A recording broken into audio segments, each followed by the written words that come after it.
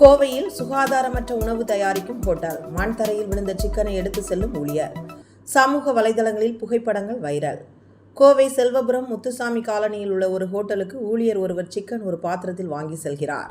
அப்பொழுது அது கை தவறி சாலையில் சாக்கடை அருகே மண் தரையில் விழுந்துள்ளது.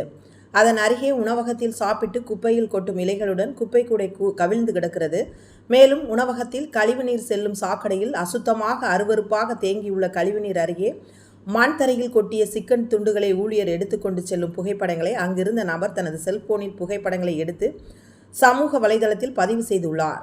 மேலும் அந்த சிக்கனை எடுத்து தண்ணீரில் கழுவி சமைத்து வாடிக்கையாளருக்கு கொடுக்கப்பட்டதாக கூறியுள்ளார். அந்த புகைப்படங்கள் தற்பொழுது சமூக வலைதளங்களில் வைரலாகி வருகிறது. மேலும் உணவு பாதுகாப்புத்துறை அதிகாரிகள் அந்த குறிப்பிட்ட ஓட்டலுக்கு சென்று ஆய்வு செய்து விசாரணை நடத்தி உயிருக்கு ஆபத்தை ஏற்படுத்தும் உணவுகளை சுகாதாரமற்ற முறையில் தயார் செய்த ஹோட்டல் நிர்வாகத்தின் மீது உரிய நடவடிக்கை எடுக்க வேண்டும் என்பது அனைவரின் எதிர்பார்ப்பாக உள்ளது.